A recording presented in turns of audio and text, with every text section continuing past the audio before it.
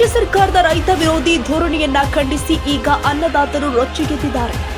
ತುಮಕೂರು ಜಿಲ್ಲೆಯ ರೈತರ ವಿವಿಧ ಬೇಡಿಕೆಗಳ ಈಡೇರಿಕೆಗಾಗಿ ಮಾರ್ಚ್ 9ರಂದು ಬೃಹತ್ ಪ್ರತಿಭಟನೆಗೆ ಸಜ್ಜಾಗಿದ್ದಾರೆ.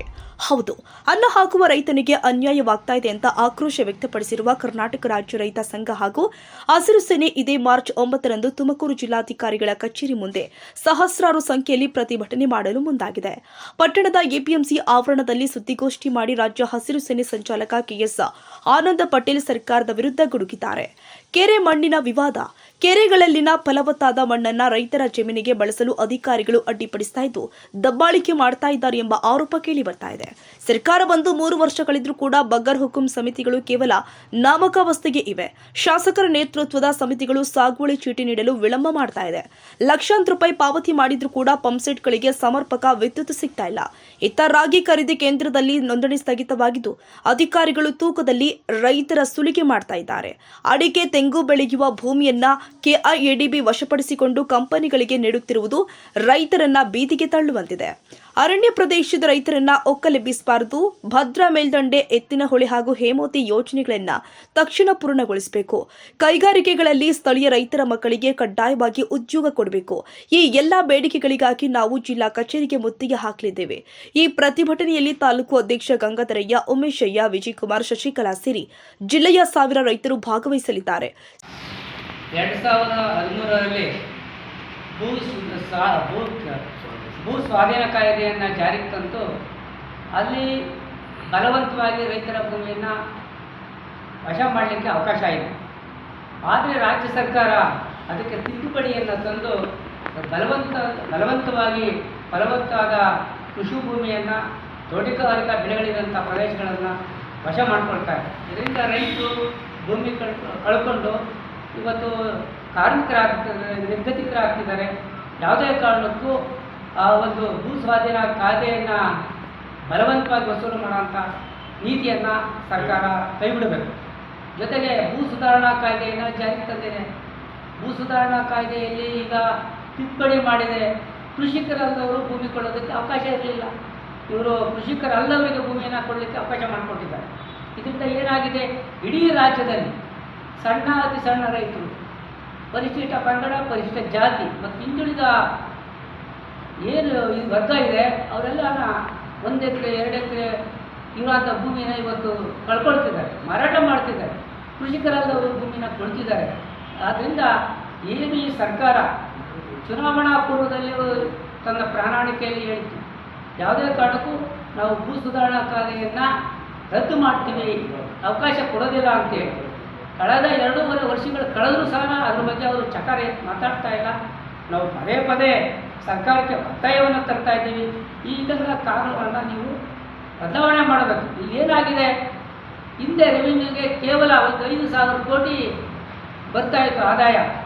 ಏನು ಭೂ ಸುಧಾರಣಾ ಕಾಯ್ದೆ ತಿದ್ದುಪಡಿ ಮಾಡಲಾಗಿ ಸುಮಾರು ಇದುಗೆ ವರ್ಷಕ್ಕೆ 25,000 ಕೋಟಿ ಆದಾಯ ಬರ್ತಾ ಇದೆ. ಹಾಗಾಗಿ ಈಗ ಇವರೇನು ಗ್ಯಾರಂಟಿ ಯೋಜನೆಗಳಿದೆ ಆ ಯೋಜನೆಗಳಿಗೆ ರೈತರ ಭೂಮಿಯನ್ನು ಮಾರಾಟ ಮಾಡಿ ಆ ದುಡ್ಡನ್ನು ಬಳಕೆ ಮಾಡುವಂಥ ಒಂದು ಸ್ಥಿತಿ ಇವತ್ತು ಬಂದ ಕಾರಣ ರಾಜ್ಯ ಸರ್ಕಾರದ ರೈತ ವಿರೋಧಿ ನೀತಿಗಳನ್ನು ಖಂಡಿಸಿ ದಿನಾಂಕ 9/3/2026 ಸೋಮವಾರ ಬೆಳಗ್ಗೆ 11 ಗಂಟೆಗೆ ಜಿಲ್ಲಾಧಿಕಾರಿಗಳ ಕಚೇರಿ ಮುಂದೆ ಒಂದು ದೊಡ್ಡ ಮಟ್ಟದ ಬೃಹತ್ ಪ್ರತಿಭಟನೆಯನ್ನು ಕರೆದಿದ್ದೀವಿ. ಕಾರಣ ಏನಪ್ಪ ಅಂದರೆ, ರೈತರಿಗೆ ಫಲವತ್ತಾದಂಥ ಮಣ್ಣನ್ನು ಕೆರೆ ಮತ್ತು ಕಟ್ಟೆಗಳಲ್ಲಿ ತುಂಬಿಕೊಳ್ಳಲಿಕ್ಕೆ ಅವಕಾಶ ಮಾಡಿಕೊಡ್ತಾರೆ. ಇವತ್ತು ಅಧಿಕಾರಿಗಳು ದಬ್ಬಾಳಿಕೆ ಮಾಡ್ತಿದ್ದಾರೆ. ರೈತರಿಗೆ ಟ್ರ್ಯಾಕ್ಟರ್ಗಳನ್ನ ಜಪ್ತಿ ಮಾಡೋದು ಮತ್ತು ತುಂಬಿಕೊಳ್ಳಿಕ್ಕೆ ಬಿಡದೆ ತುಂಬ ತೊಂದರೆ ಕೊಡ್ತಿರೋದನ್ನ ಖಂಡಿಸಿ ಇವತ್ತು ಒಂದು ಹೋರಾಟವನ್ನು ಮಾಡ್ತೀವಿ. ಇದರ ಜೊತೆಗೆ ಬಗರ್ ಹುಕುಂ ಕಮಿಟಿ, ಈ ಸರ್ಕಾರ ಬಂದು 3 ವರ್ಷ ಆಯಿತು. ಬಗರ್ ಹುಕುಂ ಕಮಿಟಿಗಳು ಕೇವಲ ನಾಮಕಾವಸ್ಥೆಗೆ ಮಾತ್ರ ತಾಲೂಕುಗಳಲ್ಲಿ ಕೆಲಸ ನಿರ್ವಹಿಸ್ತಿದ್ದಾವೆ. ಬಗರ್ ಹುಕುಂ ಕಮಿಟಿ ಅಧ್ಯಕ್ಷರಾಗಿ ಎಲ್ಲ ಆಯಾ ಕಾನ್ಸ್ಟಿಟ್ಯೂನ್ಸಿ ಶಾಸಕರುಗಳಿರ್ತಾರೆ. ಸಾಗುವಳಿ ಚೀಟಿನ ಕೊಡೋದ್ರಲ್ಲಿ ತುಂಬ ವಿಳಂಬಗಳನ್ನ ಮಾಡ್ತಿದ್ದಾರೆ. ಅದನ್ನು ಕೂಡ ಖಂಡಿಸಿ ಹೋರಾಟವನ್ನು ಮಾಡ್ತಾ ಇದ್ದೀವಿ. ಇದರ ಜೊತೆಗೆ ಏನು ವಿದ್ಯುತ್ ಸಂಪರ್ಕಕ್ಕೆ ಇವತ್ತು ರೈತ ಬಹಳ ಸಂಕಷ್ಟದ ಪರಿಸ್ಥಿತಿಯಲ್ಲಿ 3-4 ಲಕ್ಷ ಹಣವನ್ನು ಹೊಂದಿಸಿ ವಿದ್ಯುತ್ ಸಂಪರ್ಕ ತಗೊಳ್ತಕ್ಕಂಥ ಪರಿಸ್ಥಿತಿ ನಿರ್ಮಾಣ ಆಗಿದೆ. ಟಿಸಿಗಳನ್ನ ಫ್ರೀಯಾಗಿ ಕೊಡಬೇಕಿತ್ತು ಸರ್ಕಾರ, ಆದರೆ ರೈತರ ಕೈಲಿ ಹಣವನ್ನು ಕಟ್ಟಿಸ್ಕೊಂಡು ಇವತ್ತು ವಿದ್ಯುತ್ ಸಂಪರ್ಕವನ್ನು ಮಾಡಲಿಕ್ಕೆ 3-4 ಲಕ್ಷ ಹಣವನ್ನು ರೈತ ವ್ಯಯಿಸಬೇಕಾಗಿದೆ. ಹಾಗೆ ಸಮರ್ಪಕವಾದಂಥ ವಿದ್ಯುತ್ತನ್ನು ರೈತನಿಗೆ ಕೊಡ್ತಾ ಇಲ್ಲ. ಈ ಬೇಸಿಗೆ ಕಾಲದಲ್ಲಿ ರೈತ ತಾನು ಬೆಳೆದಂಥ ಬೆಳೆಗಳನ್ನ ನಷ್ಟ ಮಾಡ್ಕೊಳ್ತಕ್ಕಂಥ ಪರಿಸ್ಥಿತಿ ನಿರ್ಮಾಣ ಆಗ್ತಿದೆ. ಅದರಿಂದ ಇನ್ನೂ ಹೆಚ್ಚಿನ ಸಮಸ್ಯೆಗಳನ್ನ ಇಟ್ಕೊಂಡು, ಹಾಗೆ ರಾಗಿ ಖರೀದಿಯಲ್ಲಿ ಇವತ್ತೇನು ರಾಗಿ ಖರೀದಿ ನೋಂದಣಿ ಇನ್ನೂ ರೈತರು ರಾಗಿನ ಹಾಕೋದಕ್ಕಿಂತ ಮುಂಚಿತವಾಗಿ ನೋಂದಣಿಯನ್ನು ಸ್ಥಗಿತಗೊಳಿಸಿರೋದು. ಸಾಕಷ್ಟು ಜನ ತಾಲೂಕಿನಲ್ಲಿ ರೈತರು ನೋಂದಣಿ ಮಾಡ್ಕೊಂಡೇ ಇರೋದಿಲ್ಲ. ಆದರೆ ನೋಂದಣಿಯನ್ನು ಸ್ಟಾಪ್ ಮಾಡಿ ಕೇವಲ ಸರ್ಕಾರ ಅಲಾಟ್ಮೆಂಟನ್ನು ಒಂದು ತಾಲೂಕಿಗೆ ಇಂತಿಷ್ಟು ಅಲಾಟ್ಮೆಂಟ್ ಅಂತ ಕೊಟ್ಟಿರ್ತೀವಿ, ಅಷ್ಟರಲ್ಲೇ ನಾವು ರಾಗಿ ಖರೀದಿ ಮಾಡ್ತೀವಿ ಅಂತ ಹೇಳ್ತಾರೆ. ಅಂದರೆ ಇಷ್ಟೇ ರಾಗಿ ನೀವು ಬೆಳಿಬೇಕಾಯಿತು ಅಂತ ಸರ್ಕಾರ ಆದೇಶ ಮಾಡ್ಬಿಟ್ಟಿದ್ರು, ಬೆಳಿಬೇಕಾದ್ರೆ ನಾವು ಬೆಳೆದ್ಬಿಡ್ತಿದ್ದೋ. ಇವತ್ತು ಬೆಳೆದಿರ್ತಕ್ಕಂಥ ರೈತರಿಂದ ರಾಗಿ ಖರೀದಿ ಮಾಡೋಕ್ಕೆ ಯೋಗ್ಯತೆ ಇಲ್ಲ ಅಂದಮೇಲೆ ಸರ್ಕಾರದ ಬಳಿ ಯಾವ ರೀತಿ ನಾವು ಹೇಳಬೇಕು? ಇದ್ರ ಜೊತೆಗೆ ಭಾಳ ಅಧಿಕಾರಿಗಳು ರೈತರನ್ನ ಶೋಷಣೆ ಮಾಡ್ತಿದ್ದಾರೆ. ಕಾರಣ ಏನಪ್ಪಾ ಅಂದರೆ ರಾಗಿ ಖರೀದಿಯಲ್ಲಿ 50.600 ಗ್ರಾಮ್ 50 kg 600 ಗ್ರಾಮ್ ಅಂತ ಮಾತ್ರ ರೈತರಿಂದ ಒಂದು ಚೀಲದೊಳಗಡೆ ಹಾಕಬೇಕಾಯಿತು. 53 kg 54 kg 52 kg ಮನಸೋ ಇಚ್ಛೆ ರೈತರಿಂದ ಸುಲಿಗೆ ಮಾಡ್ತಕ್ಕಂಥ ಕೆಲಸವನ್ನ ಇವತ್ತು ರಾಗಿ ಖರೀದಿ ಕೇಂದ್ರಗಳಲ್ಲಿ ನಡೀತಿದೆ. ಇದು ಸ್ಟಾಪ್ ಆಗಬೇಕು ಅಂತೇಳಿ. ಹಾಗೆ KDB ಲ್ಯಾಂಡ್ ಏನು ಸರ್ಕಾರ KDBಯನ್ನ ಒಂದು ಏಜೆಂಟ್ ರಿಯಲ್ ಎಸ್ಟೇಟ್ ಏಜೆಂಟ್ ಆಫೀಸ್ನಾಗಿ ಮಾರ್ಪಾಡು ಮಾಡಿಬಿಟ್ಟಿದೆ. ಫಲವತ್ತಾದಂಥ ರೈತರ ಅಡಿಕೆ ತೋಟ ಮತ್ತು ತೆಂಗಿನ ತೋಟಗಳ ಭೂಮಿಗಳನ್ನ ಇವತ್ತು ಭೂ ಸ್ವಾಧೀನಪಡಿಸ್ಕೊಂಡು ಯಾರೋ ರಿಯಲ್ ಎಸ್ಟೇಟ್ ಮಾಫಿಯಾ ಮಾಡ್ತಕ್ಕಂಥ ಇಂಡಸ್ಟ್ರಿಯಲಿಸ್ಟ್ಗಳಿಗೆ ಕೊಡ್ತಿದ್ದಾರೆ. ಒಂದು ಲ್ಯಾಂಡನ್ನು ಸ್ವಾಧೀನಪಡಿಸ್ಕೊಂಡ್ಮೇಲೆ ಕನಿಷ್ಠ 2 ವರ್ಷದೊಳಗಾಗಿ ಅಲ್ಲಿ ಇಂಡಸ್ಟ್ರಿಯನ್ನ ಓಪನ್ ಮಾಡಬೇಕಿತ್ತು.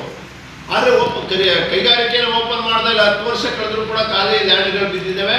ನೀವು 10 ವರ್ಷದಲ್ಲಿ ಯಾವ ರೈತನ ಜಮೀನನ್ನು ನೀವು ಸ್ವಾಧೀನಪಡಿಸ್ಕೊಂಡ್ರೋ, ಎಷ್ಟು ಕೈಗಾರಿಕೆಗಳನ್ನ ಆರಂಭಿಸಿದ್ದೀರಿ, ಯಾವ ರೈತರ ಮಕ್ಕಳುಗಳಿಗೆ ಉದ್ಯೋಗಗಳನ್ನ ಕೊಟ್ಟಿದ್ದೀರಿ ಅಂತೇಳಿ ಸರ್ಕಾರ ಹೇಳಬೇಕಾಗ್ತದೆ ಇವತ್ತು ಅಂತೇಳಿ ನಾವು ಇಷ್ಟು ವಿಚಾರಗಳನ್ನ ಇಟ್ಕೊಂಡು, ಇದ್ರ ಜೊತೆಗೆ ಅರಣ್ಯ ಇಲಾಖೆ ವ್ಯಾಪ್ತಿಯಲ್ಲಿ ಬರ್ತಕ್ಕಂಥ ಅರಣ್ಯ ಪಕ್ಕದಲ್ಲಿ ಬರ್ತಕ್ಕಂಥ ಏನು ಜಮೀನುಗಳಲ್ಲಿ ರೈತರು ಸುಮಾರು 30-40 ವರ್ಷಗಳಿಂದ 50 ವರ್ಷಗಳಿಂದ ವ್ಯವಸಾಯ ಮಾಡ್ಕೊಂಡು ಬರ್ತಿದ್ದಾರೆ.